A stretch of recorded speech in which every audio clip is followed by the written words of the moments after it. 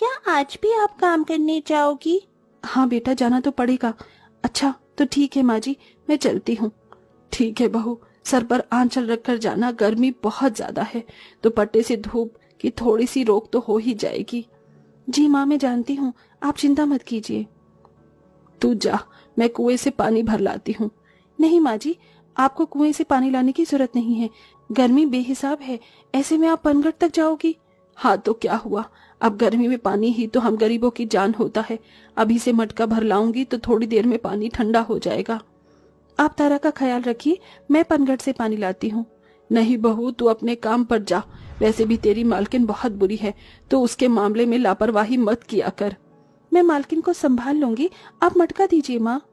मलिका मटका संभालकर पनघट की तरफ को चल दी। पनघट पर जाकर उसने देखा कि बहुत सारे लोग पानी भरने के लिए लाइन बनाकर लगे हुए हैं।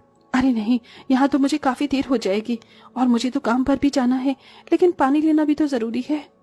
मलिका वहीं लाइन में लग गई और अपनी बारी आने का इंतजार करने लगी। थोड़ी देर बाद उसका नंबर आया और उसने कुएं से पानी निकाला। एक मटकी पानी के लिए कितनी मेहनत लगी है, अब जल्दी से घर जाना होगा, पहले ही काफी देर हो गई है। मलिका जल्दी से अपने घर पहुंची। अरे नहीं, बहुत देर हो गई, माँ जी मैं चलती हूँ। माँ माँ, मैं भी आज आपके साथ जाऊंगी, मैं भी आपकी मालकिन का घर देख कर आऊंगी। नहीं बेटा, वहाँ ले जाना बहू, हमारे घर में तो वैसे भी बेहिसाब गर्मी हो रही है, वहाँ पर जरा पंखे की हवा खा लेगी। अच्छा तो ठीक है। मल्लिका अपनी बेटी को साथ लेकर काम पर चली गई। जहाँ पर जाते ही उसे उसके मालकिन ने झाड़ लगा दी। आ गई आप, अपनी मर्जी की मालकिन। बोलिए, आज क्या पट्टी पढ़ाने वाली हैं आप मुझे? मालकिन सच में वो, मैं अपनी सास के लिए पनघट से पानी। हाँ हाँ, गढ़ो और कहानियां गढ़ती रहो। और ये किस तुम छल्ले को ले आई हो? ये मेरी बेटी है मालकिन, वादा करती हूँ आगे से काम पर आने में देरी नहीं होगी। आज के लिए मेरी बच्ची की खातिर आप मुझे माफ कर दीजिए ना। ठीक है, आज के लिए मैं तुम्हें बख्श रही हूँ, लेकिन हाँ मलिका, याद रखना, अगर आगे से तुमने आने में 1 मिनट की भी देरी की ना, तो मुझसे बुरा कोई नहीं होगा। मोना ने खूब मल्लिका के ऊपर अपना गुस्सा उतारा। मालकिन की डांट सुनकर मल्लिका कामों में ही लग गई, उसके साथ उसकी बेटी भी थी। तभी मल्लिका रसोई में काम करने आई थी कि तारा को मोना के घर का बड़ा फ्रिज दिखाई दिया। माँ ये क्या है? बेटा ये फ्रिज है। इससे क्या होता है? इसमें पानी ठंडा होता है। इतना ही नहीं, इसमें हम खाने पीने की चीजें रखकर उन्हें खराब होने से भी बचा सकते हैं। अच्छा, तो ये भी मटके की तरह है, लेकिन माँ उसमें तो हम खाना नहीं रख सकते हैं ना? हाँ मेरी बच्ची, लेकिन जानती है इसमें मटके से कई गुना ज्यादा पानी ठंडा हो जाता है। क्या माँ, सच? माँ मुझे एक बार इस फ्रिज का पानी पिलाओ ना, मैं देखना चाहती हूँ कि ये कैसे काम करता है। नहीं बेटा, तारा बेटा, ये फ्रिज हमारा नहीं है। नहीं नहीं माँ, मुझे तो ये फ्रिज खोलकर देखना है और इसका पानी भी पीना है। तारा जिद करने लगी। मल्लिका ने उसे काफी समझाया, लेकिन वो नहीं मानी। अंत में मल्लिका अपनी मालकिन के पास गई। मालकिन, मेरी बेटी ठंडा पानी पीने की जिद कर रही है, तो क्या मैं आपके फ्रिज से थोड़ा सब पानी पिला दूं? अच्छा, तो तुम्हारी बेटी जिद कर रही है।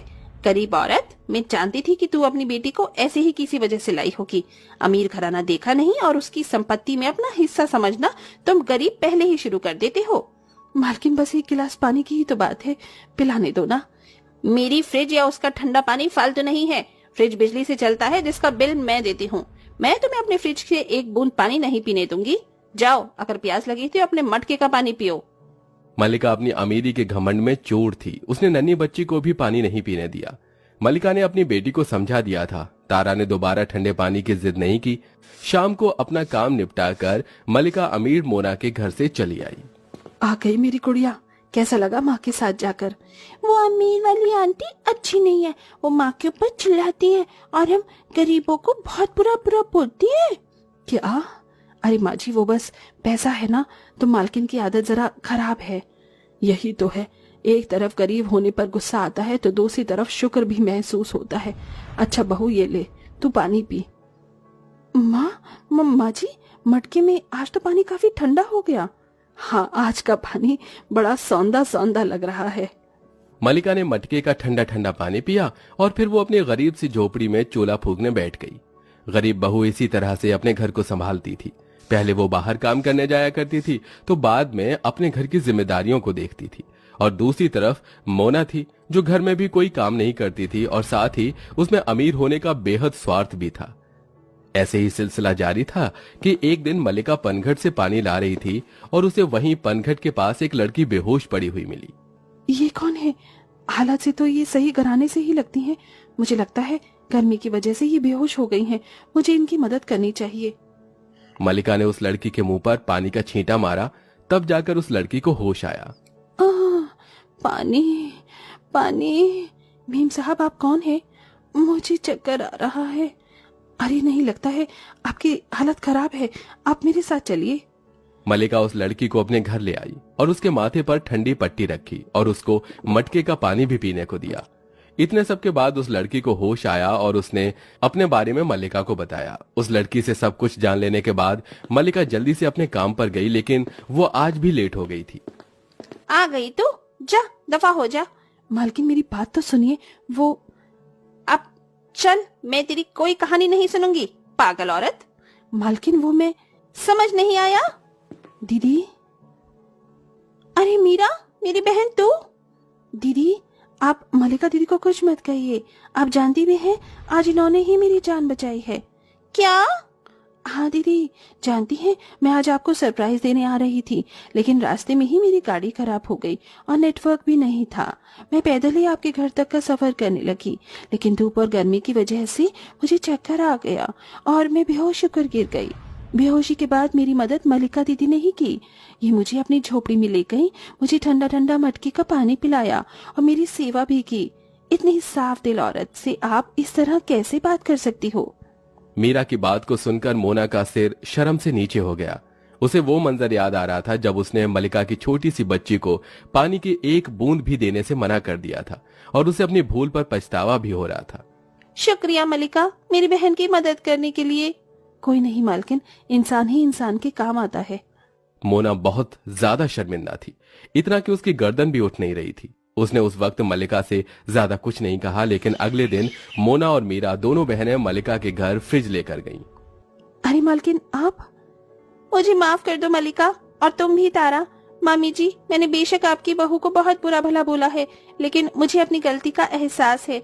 ये फ्रिज मेरी तरफ से एक तोहफा है, प्लीज इसे कबूल कीजिए। अगर आप इसे ले लेंगे तो मैं मान जाऊंगी कि आपने मुझे माफ कर दिया। मालकिन, मेरे दिल में आपके लिए कोई मैल नहीं था। आपको तोहफे के लिए शुक्रिया। ये अब हमारे घर में भी फ्रिज है, मतलब कि मैं ठंडा पानी पीऊंगी। ये तारा बहुत खुश हो रही थी। मल्लिका ने मोना को तोहफा अपना कर उसे माफ कर दिया। अब गरीब और अमीर के बीच की रेखा मिट चुकी थी और अब सब कुछ सही हो चुका था।